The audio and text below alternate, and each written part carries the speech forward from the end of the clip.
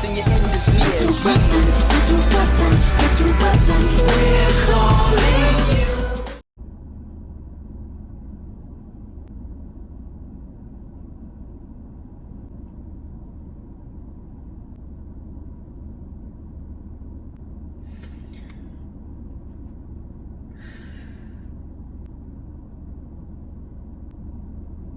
All right, everybody. Welcome back to another episode of Car Ride Reactions. The show where, and I'm not gonna lie, I'm mind fucked. The show where we react to the latest movies in the car ride home. I just walked out of Weapons. Weapons was a movie, to be honest with you guys, I did not have a ton of interest to see because I do like scary movies. It's not really a matter of the scary movie thing for me. I have certain kinds of scary movies I'm not a big fan of, like torture movies, for example. And a lot of things with kids usually kind of are like not my favorite type of the genre. So this was pretty kid focused, if you know what kind of the premise of it was, which is all I really know going in is that a group of kids at like 3 in the morning all disappear in the middle of the night and never come back. So that's all I knew. It wasn't something I wanted to see, but the reviews were so good for this one, man, that I felt obligated to see it. Like Sinners is still my #1 movie of the year. And I had seen some reviews that this is the best horror movie in a long time, or #1 movie of the year, or horror movie of the year. So if it was better than Sinners, if there was even any talk of that, I felt obligated to go see it and put a reaction out for y'all, especially since we like grading best movies of the year and stuff. So educated opinion incoming. And I will say, this movie fucking delivered. This movie was great. I will go as far, I'm gonna go 9 out of 10 on this movie actually, which puts it in my top 3 for the year. It's up there with Sinners and F1. It's either 2 or 3. It's still after Sinners to me. I'm not sure if I like this or F1 more, but what's interesting about that is 2 of my top 3 movies this year are actually of kind of the horror adjacent genre. So big year for that genre, I guess. But yeah, this shit delivered. From beginning to end, it was a ride. I mean, kind of like a roller coaster when you just kind of like breathe that sigh of relief. You're almost like laughing a little bit when it's over and you breathe that sigh of relief. I mean, that's what the theater was like when the credits started rolling. People were like, holy shit, and just kind of like laughing to themselves about what an experience that was. So absolutely loved it. I think my favorite thing about it was the way they cut it. I'm not sure if you guys have ever seen the show Skins, but what I liked about that show back in the day was you'd get like one overarching story, but like each episode or the first few episodes were told from like a different person's perspective. So you'd get like the same day or the same story, but you'd see one event that intersects between like from one person's perspective and then switch it to another person's perspective. And then you'd also get like points throughout the day where like gaps were filled in, like, oh, okay, well, this person was doing this person was doing this. So this movie was a lot like that. It starts out with some backstory. You get some narration, which was a really creepy narration. And then it jumps into the first story you get really is, I think Justine was her name, the name of the school teacher, and that's Julia Garner's character. And Julia Garner acted her ass off in this shit. In a movie with a lot of good acting, she was probably, her and Josh Brolin, I think, were my favorite in this. And they each got like a chapter, like I was saying. Like there was Justine's chapter, which was Julia Garner. There was Archer's chapter, which was Josh Brolin. Marcus was the principal, he got a chapter. And then I think there was like 6 or 7 different chapters. All were good, all part of, I think it was over a few days. Well, some of them went back as early as like right after the kids went missing. So I won't say it was over a specific period. The whole movie takes place in the span of a month or 2. So that's kind of the time frame you're looking at. But yeah, I just liked how they did that, because you got more detail for each person as the story went on, even when it wasn't their chapter, and just it was very captivating way to do that movie and to tell that story. And like I said, the intro, the narration to start, they had like it was a pretty young girl that was doing the narration, and it was just so creepy. It's like a pitch black screen when the movie first starts, and she's like, a few years ago, a bunch of kids in my town went missing, and the cops were embarrassed they could never solve it, so they covered it up. But if you ask anyone from my town, they'll tell you the same story. And a lot of people die in a lot of really weird ways in this story. And it's like, it's just so weird hearing like a young kid give that narration, especially since like my niece is a young girl. So it's like, it's kind of like that range of person. So it's like, oh, this is already just such a creepy start to the film. But it had its jump scares, it's had its creepiness, but it was very, like I said, captivating and very engaging the whole way through that shit. So, man, I really loved it. Really fun ride. I am curious to see if, kind of like the early initial reviews, like to get, it's opening weekend, to get people to go see it were really good.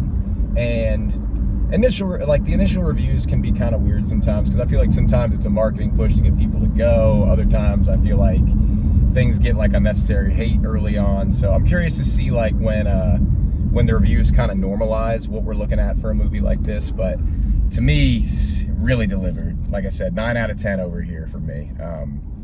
One of the best movies of the year. So I don't know. We'll see.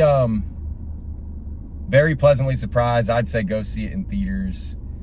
I think the only thing I didn't really like, the only thing I would knock, and this isn't even really a knock on the movie itself, because this is more of a me thing. Like when you watch a scary movie or a thriller or a mystery, once the reveal kind of happens, even if it's a well-written reveal, even if it's a good reveal, the movie can lose sometimes kind of its allure to me, just because like, you spend the whole time wondering what the hell's going on, what's going on. And it's like, even if it's a really good ending, sometimes the answer isn't as good as the question, if that makes sense. Like if you have like a really good, like, what the fuck is happening here, when it's finally answered, sometimes it can be just like unsatisfiable. So I thought what was going on in this movie was really cool. It made sense based on the trailer and everything. It wasn't necessarily as good of an answer as the question was to me. Like, for example, now we'll get into the spoiler territory. Basically what's going on in this movie is when all the kids go missing, and originally I had thought when I was going into the movie that it was like every kid in the town or every kid in the city, but it's every kid in one class, like one 3rd or 4th grade class, except for one kid in that class go missing. So it's 17 kids. And as we find out through the story, what's happening is the one kid who didn't go missing from that class, his family, his aunts, who his family doesn't know very well, is like visiting them, and some bad traffic, is visiting them. And when the curtains are kind of peeled back, the vibe you get is she's like trying to steal the youth and health from that kid's parents, because she's old and sickly. And like, I even wonder if she's even really the aunt, like their aunt, because they kind of made it sound like they don't know her very well at all. And anyway, she's a witch or a succubus of some kind, where she's basically able to control other people through, she has like a tree with like branches, and if she wraps like hair or something that she's able to control people if she has like a possession of theirs. I mean, they don't go into too much detail with it, but you kind of pick up from the context clues what's going on.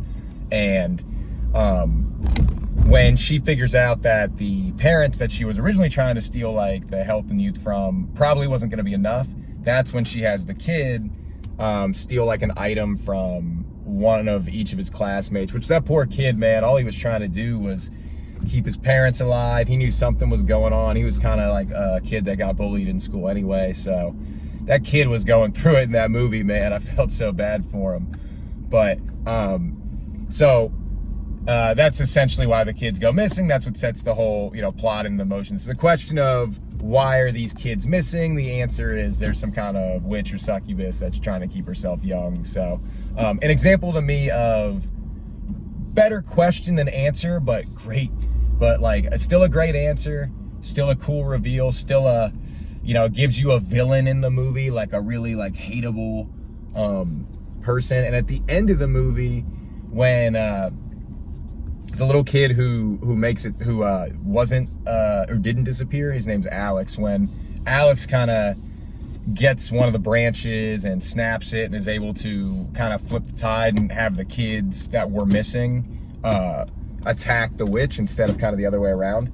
That was a wild and chaotic scene because you got Juliana Garner fighting, you got Archer fighting people, and these kids just chasing this old woman around. And it's like, it's almost like funny too in a sense, but not in a way that like ruins the movie, but it's just like this chaotic looking scene. And it did lead, for a movie that's very quiet and has you wondering the whole way through what's going on, it is a good and crazy ending to everything. So very, very enjoyable movie all the way through.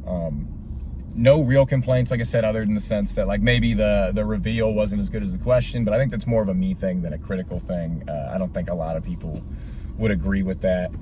But fuck, man, just so glad I went and saw this.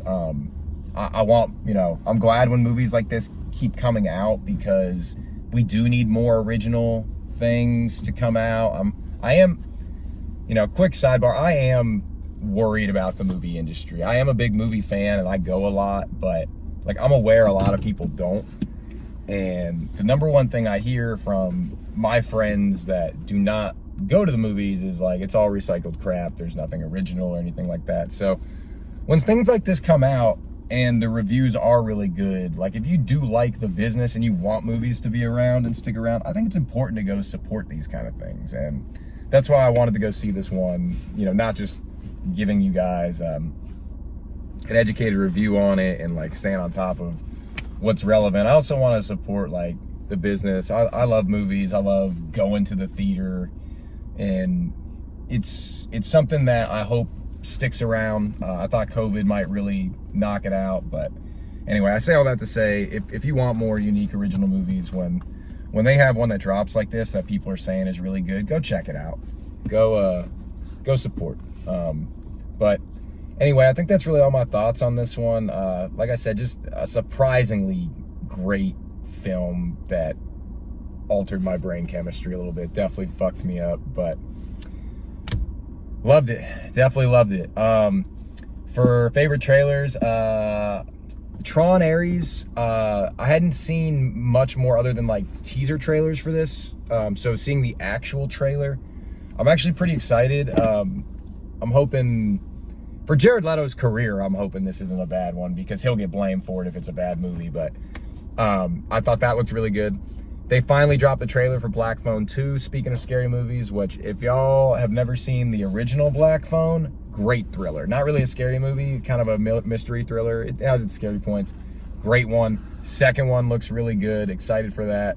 And then I actually never saw the first Mortal Kombat, but I'm going to because I like the trailer for Mortal Kombat 2 a lot. I think it looks good. So that's it. I mean, a lot of good trailers. Oh, the Regretting You movie was another one. I talked to you all about that a little bit last time. I don't think I gave like a synopsis, but Regretting You looks like it's a movie about there's a group of friends and there's a wife and a husband, or two wives and husbands, but one of the husbands and one of the wives, but not the ones that are married to each other, the other two die in a car accident, and it's this tragic thing. But the people that are left behind are kind of wondering, you know, what were they doing? Why were they together? Were they having an affair? So it looked like there's a lot going on in that movie, but trailer looked really good. So I'm probably gonna check that one out too, even though it doesn't look like a feel-good movie. It just looks like a good movie. But yeah, we'll probably check that one out. Coming up next, we got for y'all Neja 2. I gotta watch Neja 1 still, but that'll be a little more of a niche thing. But me and Ken are actually pretty excited to see, you know, what got this movie to get $1 billion over in China and India and over there in the West. So, or over there in the East, sorry, not the West. And then after that, Caught Stealing, Long Walk.